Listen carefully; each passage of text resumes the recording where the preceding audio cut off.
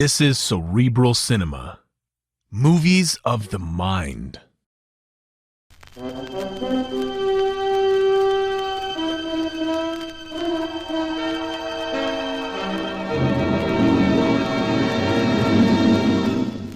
I have been here. The Grey Goose, Adventures of a Modern Robin Hood.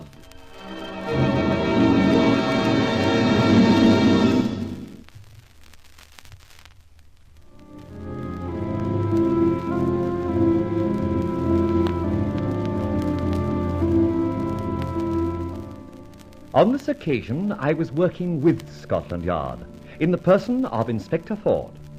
In his presence, I opened a safe in 17 Crane Crescent, Ealing, only to find a grey goose feather its sole contents. Needless to say, I'd been there before and abstracted such red-hot subversive stuff as would make a hydrogen bomb look like a drop of water.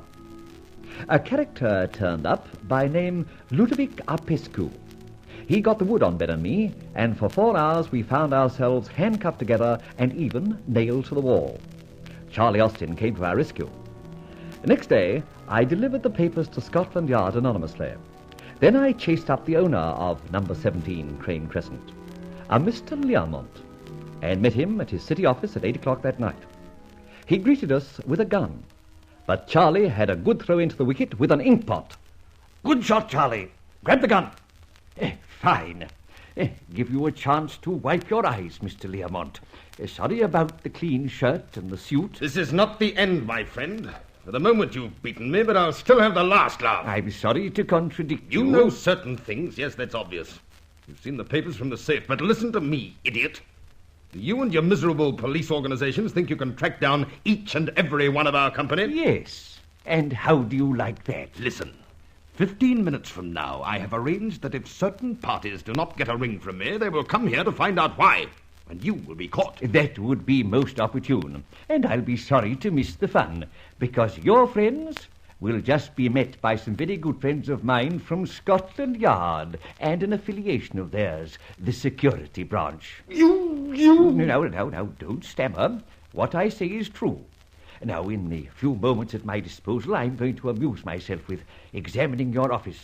I forbid it. You forget, Mr. Learmont, my friend has your gun. Haven't you, Phineas? That's right, Sir Garnet. I'll blow his head off if he so much as wags his ears. Very good, Phineas. This one's locked. Keys, please. Thanks. Have you a hammer and nails in any of your drawers or cupboards? What on earth are you thinking of? Do you really want to know? Yes, I do. Then you must possess yourself in patience while I make a phone call. You have a phone, I notice, in the outer clerk's office. Excuse me. Phineas, keep your eyes and ears open. Oh, but yes.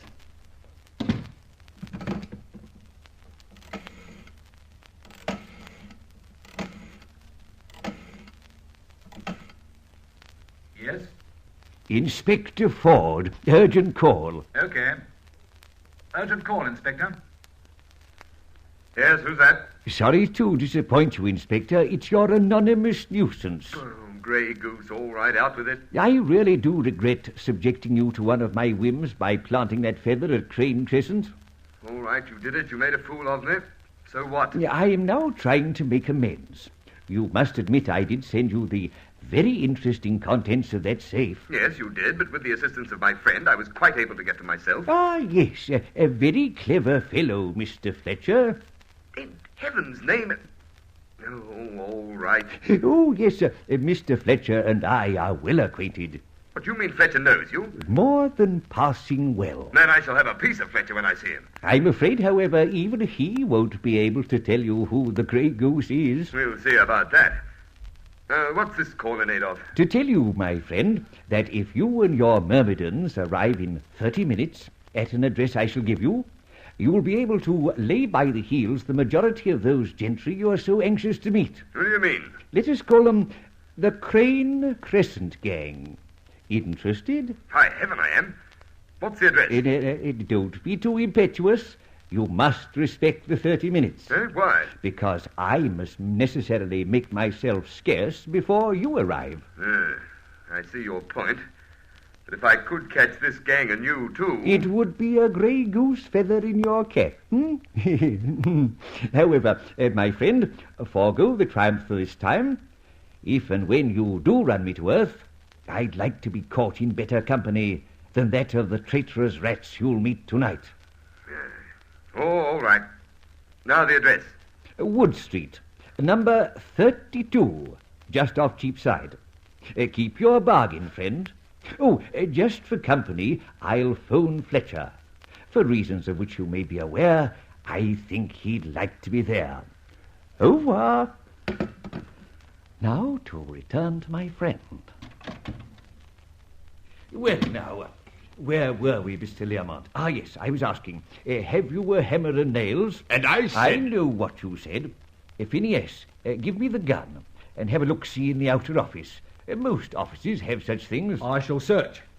Now, don't think I can't continue my search without keeping you covered, Mr. Learmont, because I can. You know, I can't understand a man like you. I am not interested in your limited understanding. No? Well, it seems to me a man like you, a Britisher, must have fallen off a load of sweepings to voluntarily associate yourself with the international scum of Crane Crescent. Spare me a lecture. I'm sorry. Well, I haven't found much here, so I'll get ready to make an exit. Phineas, any luck? Yeah. Box of tools coming. Oh, here we are. Now, what do we do? Nail up his mouth and pin his ears back? No, Phineas. We perform a little piece of retaliation. Carpentry. Very clever. Now, take the gun. Rightio. Mr. Learmont, stand against the door. Facing it. I do as he says. Lift your right arm. Higher. That's it. There, through the cuff of your coat. Good. Phineas? I'll get the idea. Now the left arm, as high as possible. So. What do you know? Shall I tell you? Yes, I think I will. Last night I witnessed a very painful lesson in nail driving. There. That fixes the arms. Now the legs. So. My friends will not be here in time. Permit me to nail this right trouser cuff. Now the left. So. Good. Of course, this little operation is familiar to you. I do not know what you mean. Yes, you do. Last night you performed a similar operation on some friends of mine, Mr. Ludovic Apescu. You know? Yes, of course. You fool. When you play two characters, you must change everything. You were very successful, nearly. Allow me to congratulate you on your two accents, English and, whatnot. You should go on the air, you know. The only thing you forgot was that stake ring on your hand. Oh, very careless. Oh, tut, tut, tut. Well, now I must really leave you. Your friends are about you, as are mine from Scotland Yard. A happy meeting. I wish I could be there to witness it. Good night, and best wishes from the Grey Goose. Oh, home John, I reckon. Not yet, Phineas. We're going to stay and see the fun. My hat, Charlie.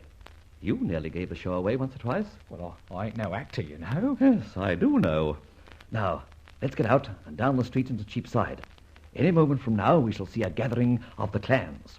Firstly, visitors from Crane Crescent, and then Ben Ford and the hordes from Scotland Yard.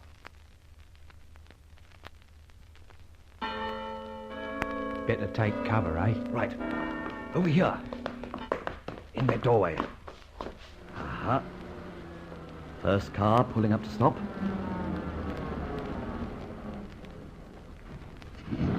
Look at them. Piling out. 6 of them. Wonder what they'll say when they see our friend nailed up to a door. You did a good job there. They've gone in. Look like a bunch of Chicago toughs. More dangerous, though, Charlie. Wait on.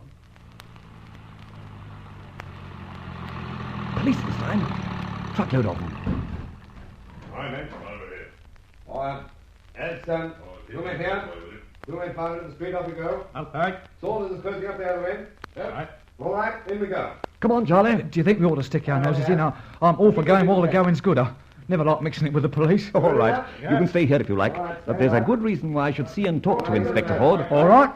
This time I'll sink my flaming prejudices.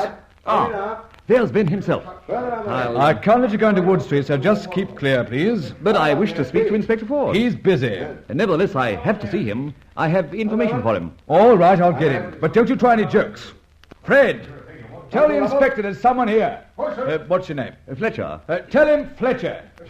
Nice time for a call, I must say. I've got an operation on any moment from now. I just hope for your sake the inspector finds you worth seeing. Oh, here he is. What the devil are you doing here, Fletcher? I'm a bit surprised myself, but I got a curious message. From? Well, an oldish voice said you'd be at this address, and as I'd be interested in what was going on, I'd better come along. He mentioned our little adventure of last night. You did? Yes. Confounded, he seems to be everywhere. Oh, well, come on, but keep clear. There's going to be fireworks any moment from now. Matter of fact, that same voice told me you'd arrive.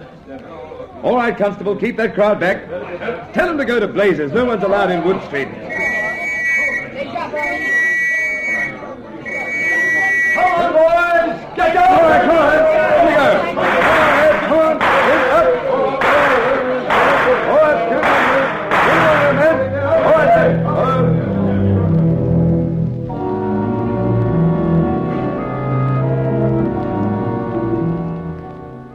Well, sit down, Ben. Thank you. Quite a night, wasn't it? Quite. Any casualties?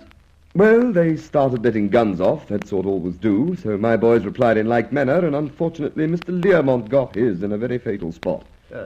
Learmont? Who's he? Or rather, who was he? A recent friend of yours. Of mine? I can't recall the name. You and I met him last night. Only he then put on a very good foreign act. Called himself Ludovic Arpescu. My hat! The fellow who practically crucified you and me in Crane Crescent? The same.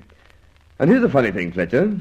One of the men we nabbed talked and said when he and his pals arrived at Wood Street, they found him pinned to a door with nails through coat cuffs and trouser cuffs, babbling about the Grey Goose. By Jove, sort of poetic justice, eh? Fletcher, only you and I knew of that trick. And the late Mr. Arpescu. Oh, and of course the Grey Goose. Or apparently so. Yes, apparently so.